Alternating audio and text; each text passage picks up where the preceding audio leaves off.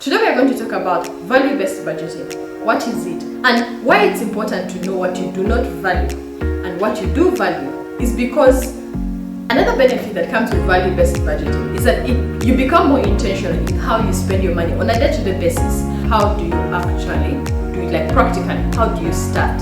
How do you make your budget in a way that is value-based? When you subtract income minus fixed expenses, you will have some money left, ideally. But I know this, Uganda. Sometimes it's not, the math doesn't math. But if you're in a position where it does math,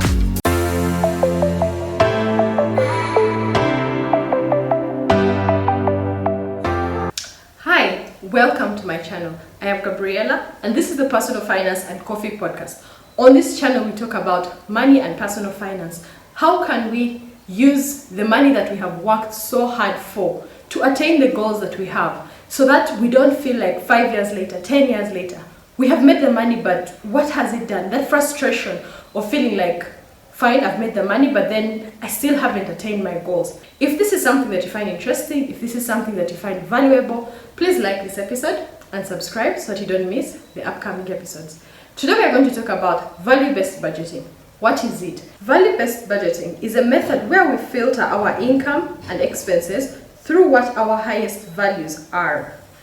When it comes to our everyday budgets, like the budgets that I've always been talking about, the first thing we look at is what is your income and what are the expenses that you have to make. We don't, in the normal budgets, because there are different types of budgets, and in the other budgets, we don't look at what are your values. It's not a question that comes first. The first thing we look at, what is your income and what is your expense?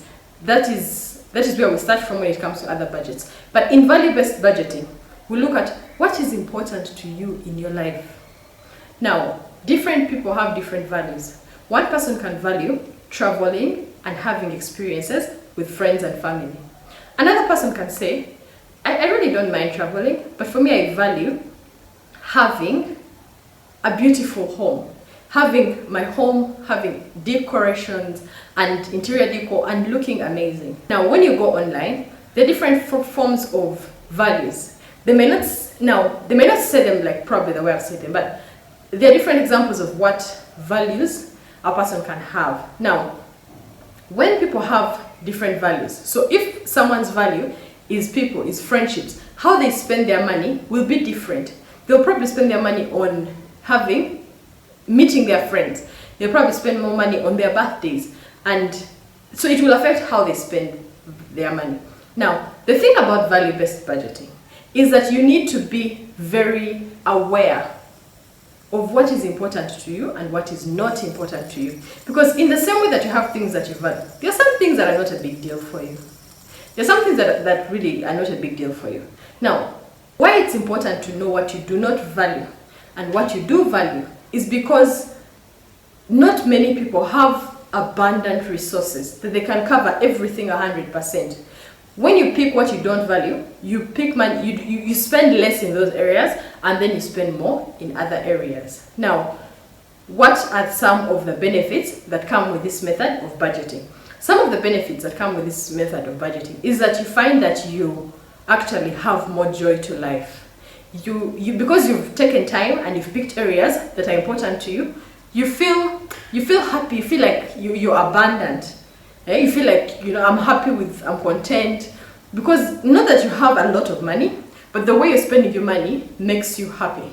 And two people can have the same value but express it in different ways. So perhaps you can say that some people they like spending money on their children, but they will express it in different ways. One can say, I like taking my children to places. Others can say, I like buying for my children things like toys and things that they would like. So both of them value their spending money on their children, but they're expressing it in different ways. So that is the benefit. When you do value-based budgeting, it increases your joy for life. The excitement, you feel like you have money in abundance because you're happier. Now, the other advantage that comes with value-based budgeting is that the things that you do not value, you spend less money on them. Why is this important?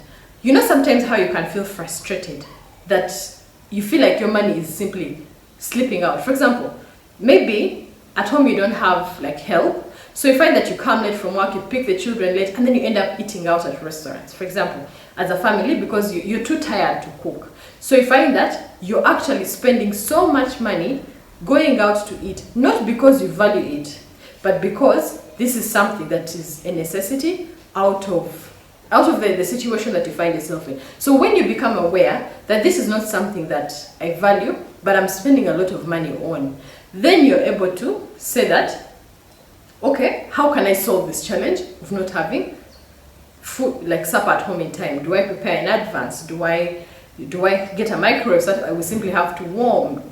You get ways of being creative, because once you know that I don't value going out, it's simply my life condition that is making me spend more money here, then you find what you value. You say, okay, I want us to go on a trip as a family at the end of the month. So like, it gives you more reason to reduce on here so that you can put money here. So so that you will find that at the end of the month, at the end of the year, you're happier because you've attained what you wanted, that you value. That is a benefit that comes being able to identify and then move money around.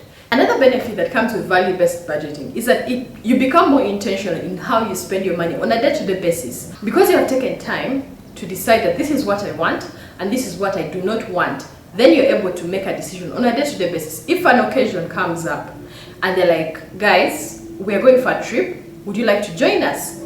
Now you're able to say, no, I don't want to join you, I'm not able to at this point, because you have already decided that perhaps going on trips is not something you value, and you want to use that money for interior decor in your house in this season of life. You get what I mean? So you're able to not simply go with the bandwagon, because you have already decided what you want to do in this season. Something to keep in mind: these values are not fixed and set in stone forever. Our life goes through seasons. We'll have seasons that are focused on certain things, and then we'll want to change and say, for example, if you're in a season where you're in construction and you're building your home, that is where your focus will be in that season. Perhaps then your home is all set and it's set up, you're like, now you're in a different season, you want to travel.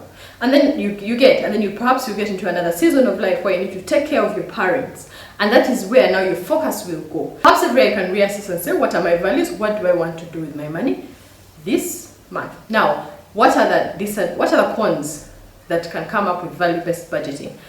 Because value-based budgeting focuses on what do I appreciate now, what do I find valuable. If saving for the future, if saving for long term, if investing is not something that you feel drawn to, the con is that you can find in the long term you have spent your money more on the short term needs of your life, and you have not considered long term in terms of retirement, because we will grow old. That is a fact. Yeah, we're going to grow old, and at that point we will need to have money because we may not be earning at that point in time. So that is the con that you just have to keep in mind when you think about value-based budgeting. But when you have that in mind, you can even choose to set up your budget, which is what we're getting into. How do you actually do it, like practically? How do you start? How do you make your budget in a way that it is value-based? You can also factor in long-term, if this is something that you're now aware of as a potential con of value-based budgeting. So let's get into how to start. What are the steps that you can take to start value-based budgeting? The first step: decide your values, write them down, become aware of them. That is the first step. Know your values. I've gone through that. The second step that comes is now here we go back to the basics. Know your income, because you may have things that you value, but we cannot do away with the absolute necessities of life. You may find that in this season of life, the income you have is literally not even enough for your fixed expenses. You're literally in negative. But because you're in negative, that does not mean that every once in a while you don't have, because you're paying back debt, it doesn't mean that every once in a while you don't do things that you enjoy. What we're trying to do here is become more intentional about where we put the money. So once you have set your values, the second step is to look at the numbers. How much are you earning? And what are your fixed expenses, the things that do not change? Your rent, your perhaps electricity, the normal range of your water bill, if you have a loan that you're subscribing to, if you have like a commitment of maybe a life insurance policy, what are your fixed expenses? And then what are your variables? Variables are the ones that change from month to month. The transport that you use, the groceries that you buy at home, the food that you buy at home, the social activities that come up on a day-to-day basis. Now, when you come to the section of variables, when you subtract income minus fixed expenses, you will have some money left, ideally. But I know this Uganda, sometimes it's not, the math doesn't math. But if you're in a position where it does math, this is when value-based budgeting comes in. It is when you make decisions on the variables based on your values and how much you want to allocate and be intentional about. Now, in the event that you are not at such a position, this is when, let's be honest, you have to make some hard decisions. You either have to reduce your fixed expenses or you have to find ways of earning more money. Because you may find that your fixed expenses, like the house that you're in, is really high, and yet you don't want to move to a lower expense house because it's inconvenient, because you like having a nice standard of living. This goes back to making decisions. It is a hard decision, but if you find yourself in such a corner, you either do that or you go through the process of finding ways to earn more money. Now, those are some of the general ideas I can give. I know we're all looking for more money, guys, but I can't say go and the ways to earn more money vary from person to person, based on your interest, based on your qualification, based on the opportunities you have. There are so many factors that come into play when it comes to earning more money.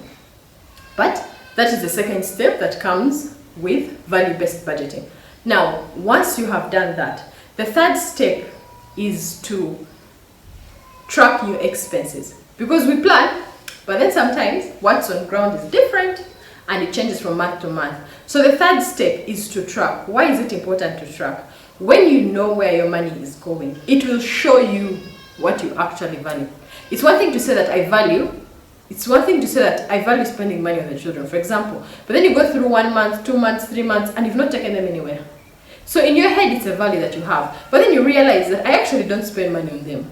And then you look at, but I went out with my friends so many times. So it shows you the actual numbers. And once you have this information for 1 month, 2 months, 3 months, then the fourth step is going to be re-evaluating.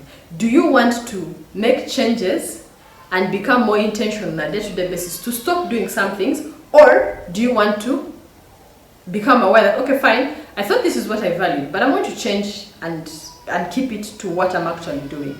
So this is something that is ongoing. You don't set it and you're done forever.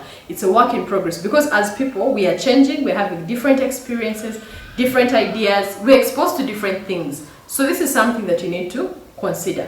Now, when it comes to value-based budgeting, it is something that I am also learning to implement into my day-to-day budget, my day-to-day expenses.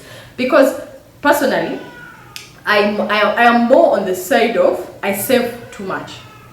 If I receive money, my default setting is where can I save, where can I invest, which also has a downside. It has a downside in the sense that my expenses on everyday life, I may look like a miser. You get like the things that, like now, like you can't ambush me and say, Gabi, let's go do this. If I don't have it in my plan, I will say I can't make it. So like I am aware of the benefits of being more of a saver, but there are also negatives because we only live once. So I need to find a balance. Now this is simply my experience and my challenge. You may be on another side. You may be more of a spender and you're aware that you need to save a little more. So you also need to find a balance on that side. So you just reassess where you're at and some of the things that you can consider. Now what I've shared is simply like the tip of the iceberg. If this is something that you're, oh, okay, I hadn't thought about it like that, you can check on YouTube for other channels. There are so many other videos that talk about value-based budgeting. And if this is something that you found valuable, if this is something that you're enjoying, please like this episode. Please subscribe to the channel so that you don't miss the next episode. I'll see you in the next one. Bye-bye.